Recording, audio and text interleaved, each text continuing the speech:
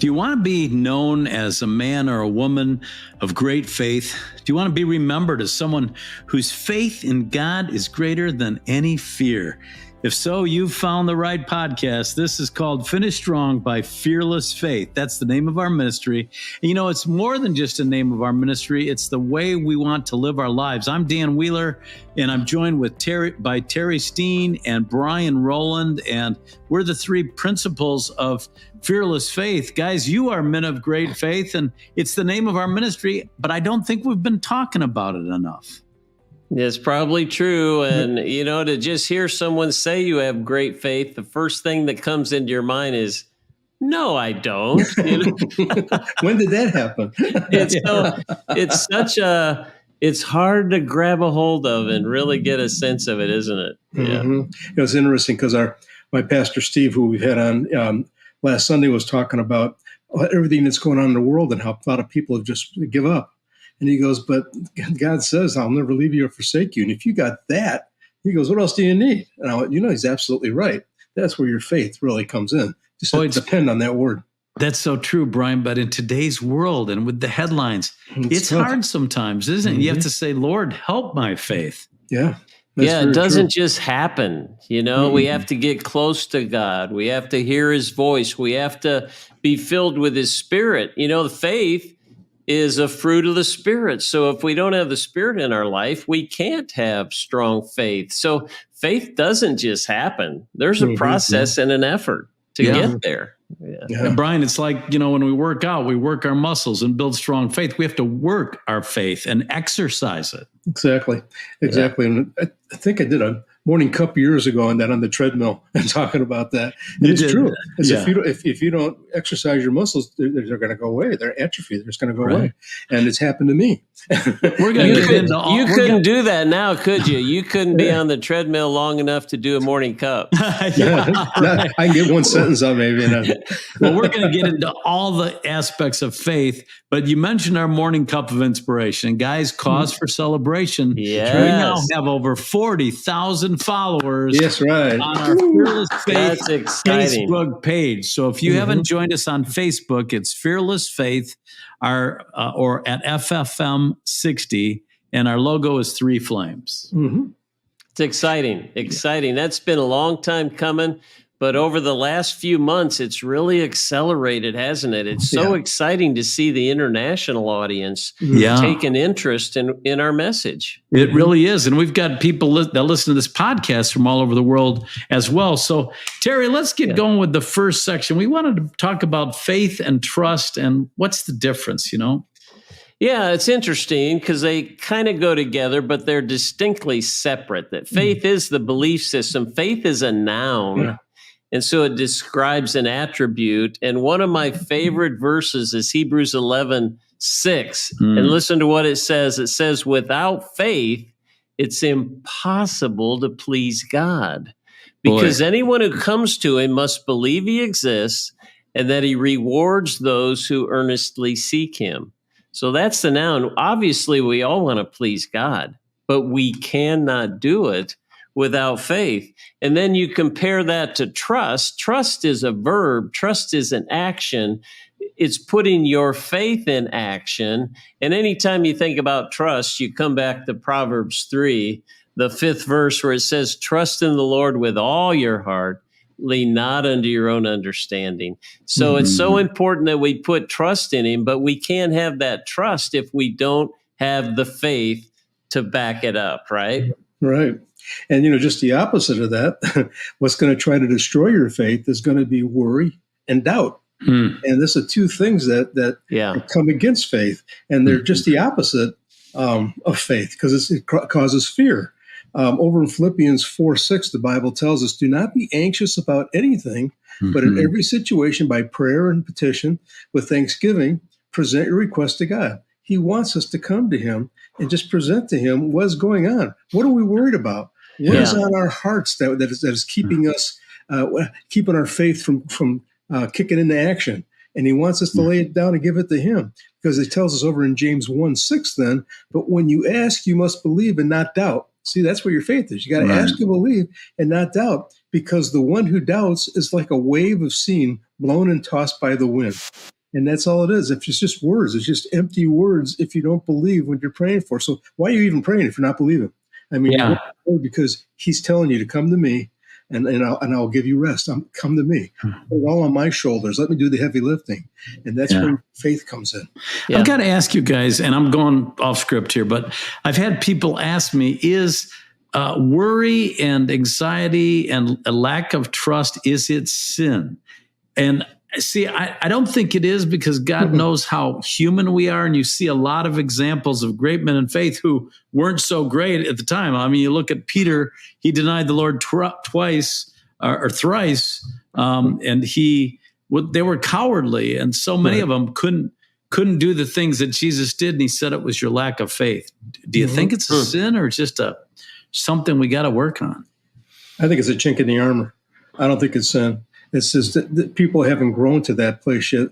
And the reason they haven't is because they're not in the Word and they're not in prayer. Because like Terry said before, you got to get when you get closer to God, He reveals Himself to you, and it's one of the one of the fruits there is faith. Yeah, and it's something that you get by being closer, by having the Holy Spirit working in your body and in your system, because you are leaning on God. And you learn to do that more and more. How many times have we, as kids, especially we all grew up in Christian homes, but then we see our parents just lean on the Lord, and they had no idea where the answer was coming from.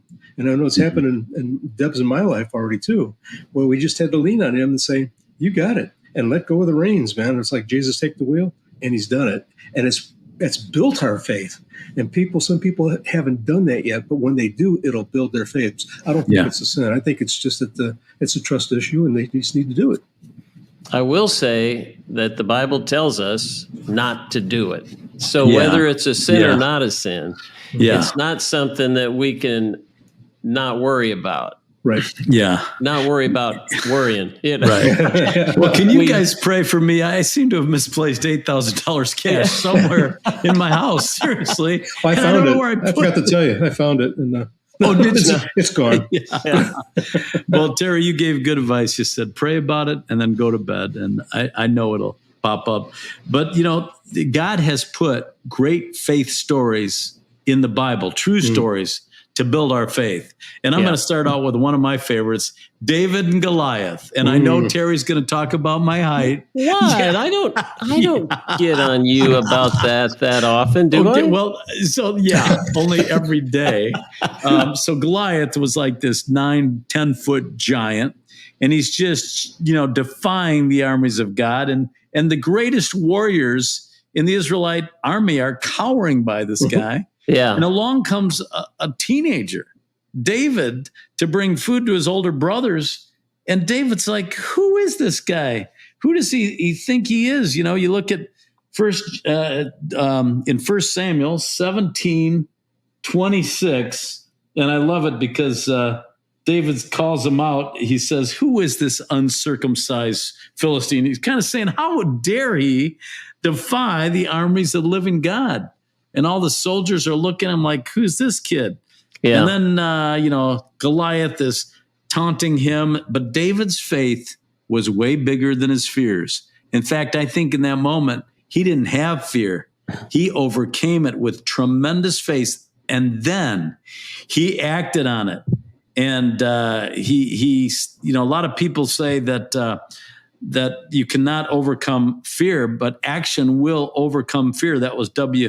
Clement Stone. And then it says, speaking of stones, David gathered 5 of them, and he had a little sling, and he said, I come against you in the name of the Lord Almighty, the God of the armies of Israel, whom you have defied. This day the Lord will hand you over to me. I will strike you down, cut off your head. I mean, you talk about bold. Exactly. He wasn't taking any guff. And then this is my favorite, any guff, I should say. Verse 48, as the Philistine, because he was ticked then, he's like, I'm gonna take care of you. And as he moved to attack him, David ran quickly toward the battle line to meet him, reaching into his bag, taking out a stone. He slung it and struck the Philistine on the forehead. The stone sank into his forehead, fell face down to the ground. Triumph, victory But don't you love it? He ran toward the enemy. He got the momentum going. That's probably part of what made the stone go as fast as it did. Oh, that's good. Yeah. But one thing I think about was as he was going is that he did not listen to his brothers or the soldiers. Yeah, the critics. They were so afraid. They wanted to feed all that into his head. He didn't listen. His only thought was what he remembered, how God had never failed him. Right. I killed the lion. I killed the bear. And he was looking back to what God's done in the past and not listening to the naysayers. And it positioned him to head straight toward the giant. That's good. That is real good. And you got to think, he ran towards the Goliath, whereas he still was quite a distance compared to where he probably was at when he killed the lion and the bear. And they had more weapons than just a sword. When you got their teeth, they got their claws, and they got their speed. I'm sure Goliath wasn't a fast runner, but you see that, and so he had no fear. Yeah, and he made use of what he had. He had those stones, the slingshot. He turned down the suit of armor, the sword. He's like, I can't use these. Here's what I know. And I like what you said, Terry. When we go through hard times, when we're facing a challenge, think back about how God has been faithful. Remember those times when he was there. What's one of your favorite stories, Terry, in the Bible? Another one, great one, 3 Hebrew kids, Shadrach, Meshach, and Abednego. And this story is found in Daniel, the 3rd chapter. And most people who have read the Bible or been to Sunday school know this story. So I don't think we need to hit everything on it, but I did want to mention a couple things, because if you'll remember, King Nebuchadnezzar had built a huge, what do you call those? Idol, statue. Yeah, statue or an idol that he wanted everyone to bow down and worship, and they weren't going to do it. And so these guys just kind of ratted him out. The king came to him, said, hey, if you don't bow down, I'm going to throw you into this blazing furnace. Then what God will be able to rescue you from my hand. And the neat thing is that these guys had all this pressure, all this culture coming against them, and they did not bow to the culture. Is that not so relevant to us today? The culture that's hitting us in the face every day, it would be so easy to take the easy road and not make a deal about it, but we have to come against the culture and know to do what's right. So it's interesting that they said to the king, we don't need to defend ourselves before you in this matter. If you throw us into the burning furnace, the God we serve is able to save us. They didn't even say God will save us. Right. Right. They said he's able to save us. And that's the kind of faith we need to have, because we don't know how he's going to do things in our life. Right. We just need to know he is able. Right. Yeah. And they followed up and said, but even if he doesn't, we're not going to serve your God. We serve the Lord. Exactly. And that is so key to this whole story to me, that whether he does or doesn't, we're going to do the right thing and do what God tells us to do. And we will not serve your gods. So it goes on. They get thrown into the fire. And of course, the king looks in. They're not burned at all. And there's a 4th person in there, which we know is God. Yeah. And God was with them through the fire. And how incredible if we can just build our faith enough to know any fire, any trial, any furnace that we're going through, he's going to be there with us. It's amazing. It's an amazing story. And the beautiful end of the story is that God proved himself, and the king basically got saved. He did. The king believed in these 3 Hebrew children's God and said that anyone else who didn't would be punished. So it just reversed the whole story through God's might and his power. It's a great story, isn't it? They were promoted in the fire, and even they turned it up 7 times hotter. The guys that threw them in were killed. Right. Yeah. And yet, don't you love that, Brian? We see 4 people in there. Didn't we throw in 3? And one looks like the Son of God. Boy, did the Lord get a hold of that king that day. Yeah. Got his attention, didn't he? Yeah. Got his attention. Yeah. And the same thing for the story I want to talk about is Gideon. And how the Lord got his attention too, because we know what happens was with the Israelites, they were sinning against God. He gave them their land, and he says, but do not worship any other gods. And of course, they fell into worshiping Baal.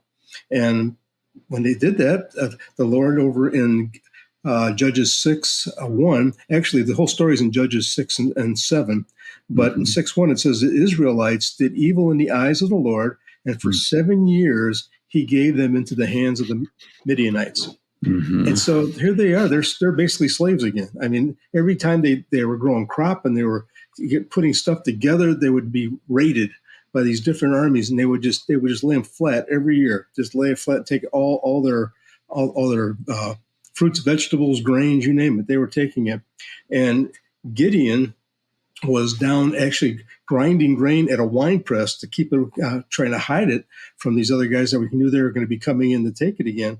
And as all these armies are gathering, they're down in this valley and they're gathering, and God comes to Gideon. And it says over in Judges 6:12, when the angel of the Lord appeared to Gideon, he said, "The Lord is with you, mighty warrior." Well, Gideon kind of laughed at that mighty warrior. He was the run of the litter of his family. And he said he's going to be the mighty warrior. And so he's going, okay, this is great. And how do you expect me to do this? And so, but he was telling him how he was going to defeat them, and it's going to leave it in the Lord's hands.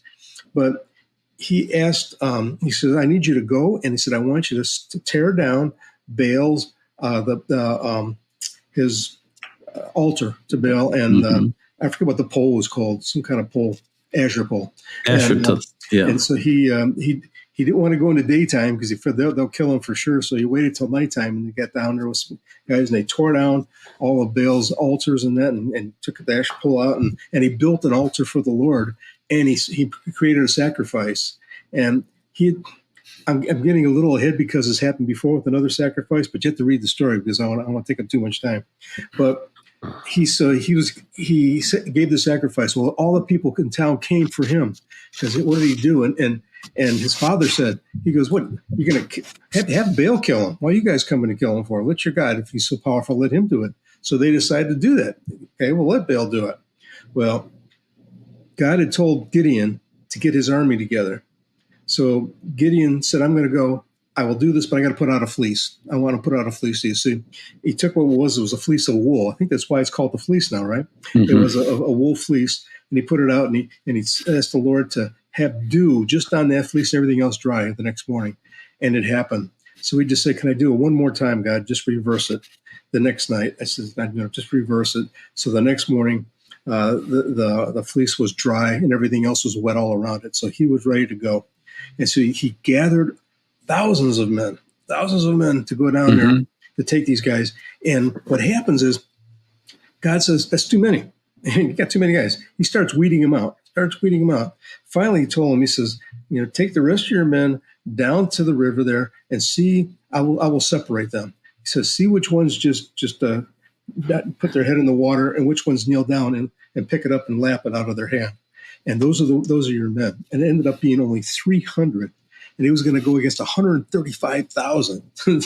So not great odds. Great odds. But what did God do? He took Gideon and his men out of the equation completely. You can't say, well, look what we did. This is look what God did. Yeah. And so he told them, he says he had everybody else go home, but he gave them their trumpets. He gave them a jug and a candle, basically, or a torch. And he told them, he says, put your men around the camp here, and 100 here, 100 here, 100 here. And Gideon said, follow me when I do this. When I blow the horn, blow your horns. When I crash the vase, you crash it, and then hold your torches up. And they did that, exactly what he said to do at the time. So what happened is that everybody in those armies started killing each other. They started fighting each other. And Gideon didn't have to raise a sword. But this is what God did. He goes, I will take care of this if you let me take care of you and you trust in me and do as I tell you. Honor me. And this is what I'm going to do for you. He took care of them completely.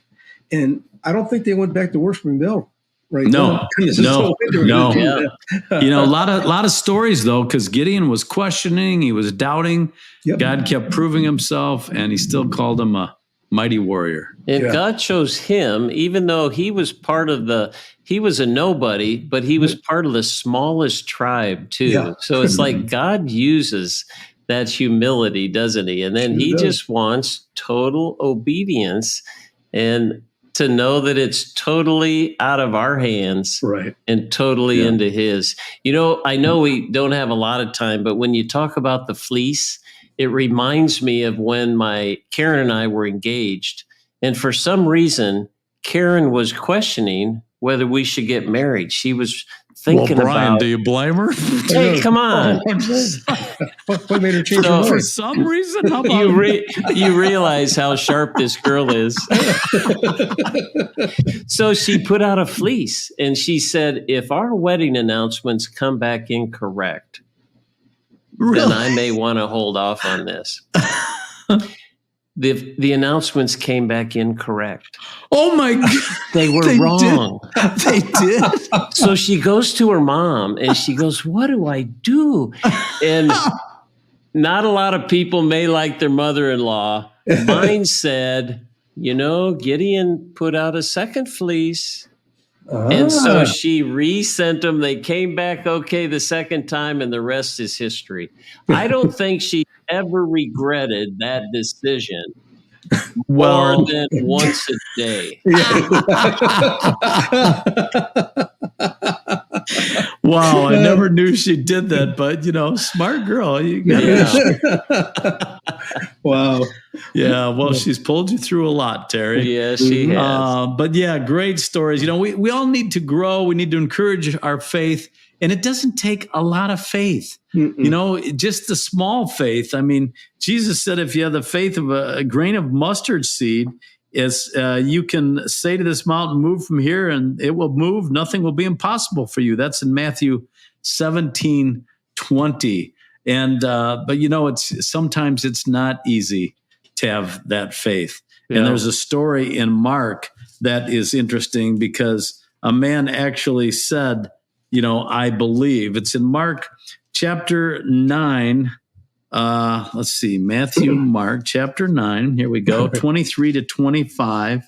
And so from childhood, this guy's son was thrown to the fire and he had convulsions and he wanted Jesus to heal him. And he said, but if you can do anything, Lord, have pity on us and heal us. And Jesus said, if you can? You're asking me if you can? He said, everything is possible for him who believes. And when Jesus saw that the crowd was running to the scene, he rebuked the evil spirit. You deaf and mute spirit, I command you, come out of him and never enter into him again. But there's a situation where Jesus understood that the man, had low faith. And he actually appreciated that. He said, Lord, I believe, help my unbelief. Yeah. And that's very important because, Brian, in our next section, we're going to talk about unbelief. It can actually stop great things. We all fight it. Yeah. Yep, it's true. And that happened and tells it's funny because you think, well, how do we tie God's hands? And that's it right there. I mean, nobody can tie his hands, but it's like over in Mark, chapter 6, it talks about when Jesus went back to his hometown and he went back there and he was speaking in the temple or in the synagogue, and people were going, "How did this guy? Where's he get all this knowledge? Because he's from here, isn't that the carpenter's son?" And he was saying that he was teaching and preaching to him, and they didn't want to believe what they were hearing, though. So it's like, show me and then I'll believe. Well, he did so. He healed some people. And some looked at that and said, okay, this is great, but he didn't do big miracles. And it's like, no, I'm not the wizard here. I'm going to do stuff and you're going to go, ooh, I'm believing you now. It's got to be the other way around. You got to believe first. Yeah, he wanted to work with their faith. Right, exactly. Yeah. And so by them not believing, he was not performing miracles in there. And some people were healed, but not as many as could have been. Not what could have really happened in there if they would have just believed in him and not just thought, well, who's this guy? We remember him when he grew up here. Oh, they don't know about the anointing. They don't know that really where he came from. Mary knew, Joseph knew, and they could tell him all they want, but the people have to believe that. Okay, we just have a few minutes left, guys. Yeah. I think the last thought I would have is the importance of encouraging and believing with others and for others. Sometimes people need part of our faith to feel strong enough, and vice versa. I'm thinking of the story in Acts, the 14th chapter, where Paul's preaching, and basically at his feet is a crippled man from birth. Mm-hmm. And he wanted to be healed. And Paul, it says in the 9th verse of that chapter, it says, Paul discerned that the man had faith in his heart to be healed, but he wasn't healed. He had the faith. And so in the next verse, Paul said, he told him to stand. And then when he told him to stand, the man stood up and was healed. Mm-hmm. So it's like, if he had the faith, why couldn't he have been healed so much sooner? And sometimes we just need that help. We need that encouragement from others to come along beside us and help build our faith. And that's what the three of us are doing with Fearless Faith. We're trying to come along beside others and help strengthen and build their faith, just like we're trying to build our own. Right. Yeah, it says, if 2 or 3 of you agree on anything on earth you ask, my Father in heaven will do it. That's in Matthew 18:19. There's 3 of us here, and we got a lot of other people agreeing with us. So let's pray real quick. Lord, I pray for everyone listening and for all of us who need help with faith. Sometimes we're weak, our faith is small, and we ask you to help us. And we want to be mighty warriors like Gideon was called. And we want to see people healed, and we want to see people saved, especially in the times we live in, is more important than ever. Help us to stand in our faith in you fearlessly. And I pray for every person listening, help them to have the faith they need in you, to trust in you as their Savior. In thy name, amen. Well, guys, we learned a lot of things here. What did you learn, Brian? Well, I learned that we don't have to see something to believe it. We got to believe first. When we believe it, we're going to see God take action. Yeah. Terry? How important is faith in our life? It's impossible to please God if we don't have it. Right. So it's something that we need to work hard at seeking God, reading his word, being filled with the Spirit, and then allow that fruit of faith to grow within us. And we need to grow our faith by exercising it, just like we build up our muscles. And I'm encouraged by these stories, because sometimes the greatest men of the Bible, the greatest men of faith, they faltered, they questioned, they needed fleeces. They're like, do you know what you're doing, Lord? But when God works with us in our faith, all things are possible. Amen. Right. Absolutely. Well, we thank you for joining us for this edition of Finish Strong. Encourage others to tune into this podcast. And don't forget about our Facebook page called Fearless Faith. Our logo is a flame, 3 flames, and you can find us at FFM60 and YouTube. We have lots of videos on YouTube. Go there. We have a YouTube channel by the same name, Fearless Faith. It's been a blast, guys. I love working with you. So much fun. Enjoyed it. Okay, we like you too. Gosh, it's about time. I was really, kind of searching for a compliment. All right. Thanks for joining us, and we hope you'll join us again for Finish Strong. Thank you for listening to Finish Strong. For more information about Finish Strong and Fearless Faith, check out their website, ffaith.org. Make sure that you rate and review this podcast to help more people accomplish their God-given purpose, so that together we can finish strong.